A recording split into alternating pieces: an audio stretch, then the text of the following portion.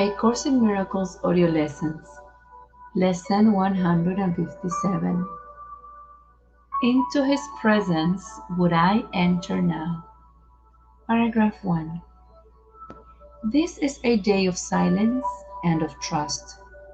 It is a special time of promise in your calendar of days. It is a time heaven has set apart to shine upon and cast a timeless light upon this day when echoes of eternity are heard. This day is holy, for it ushers in a new experience, a different kind of feeling and awareness. You have spent long days and nights in celebrating death. Today you learn to feel the joy of life. Paragraph 2. This is another crucial turning point in the curriculum.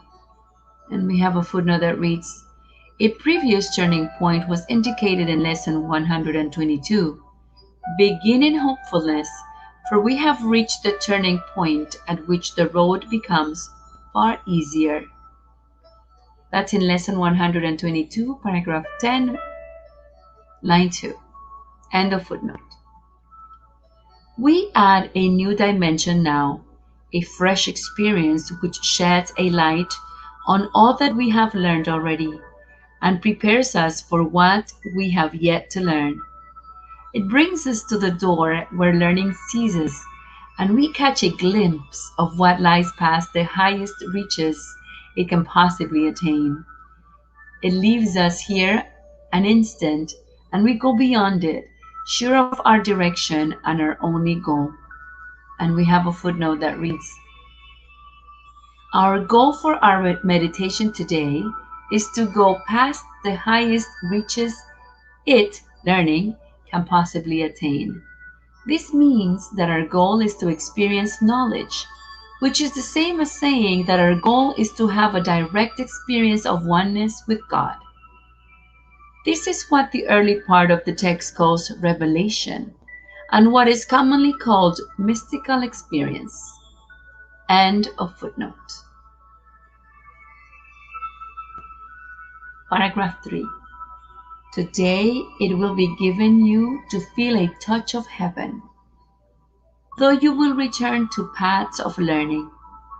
Now you have come far enough along the way to alter time sufficiently to rise above its laws and walk into eternity a while.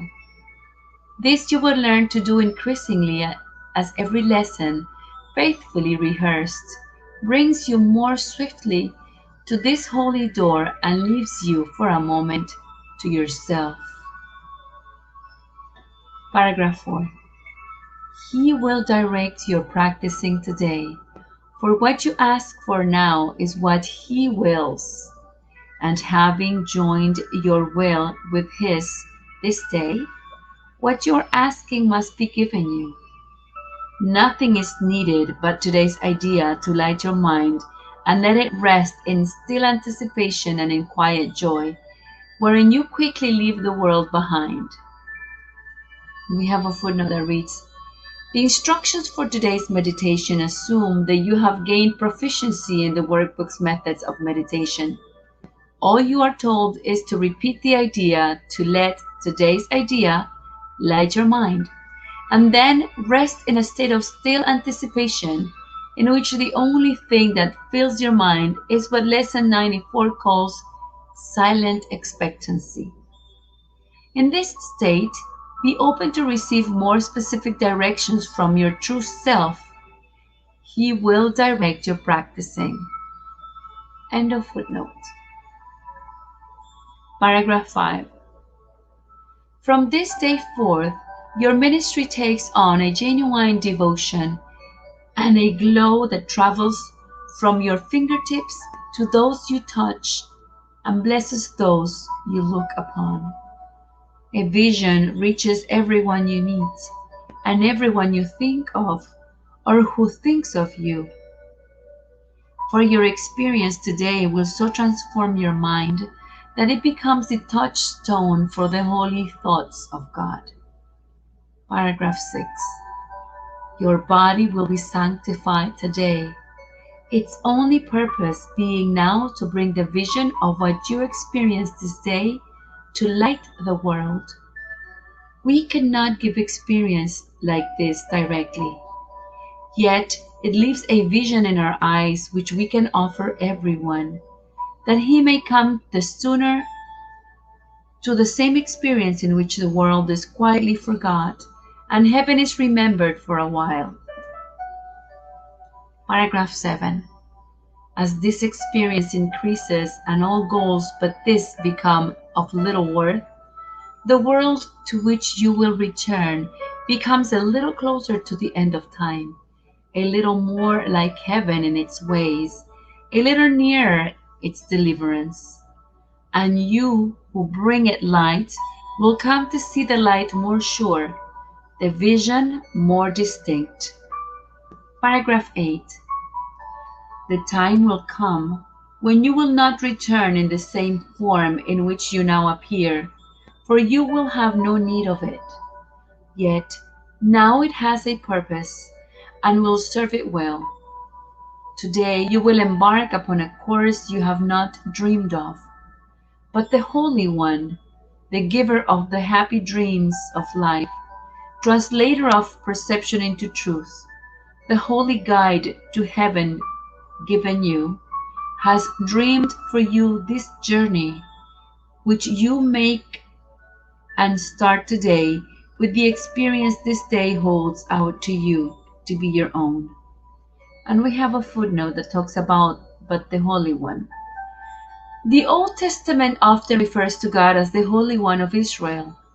In the Gospels, Jesus is referred to by an unclean spirit as the Holy One of God. Here, the Holy One is the Holy Spirit. End of footnote.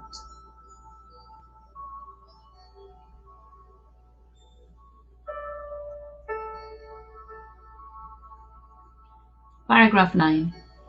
Into Christ's presence will you enter now, serenely and aware of everything except his shining face and perfect love. The vision of his face will stay with you, but there will be an instant which transcends all vision, even this, the holiest. This you will never teach, for you attained it not through learning. Yet the vision speaks of your remembrance of what you knew that instant and will surely know again. End of lesson 157. Into his presence would I enter now. Enjoy your practice.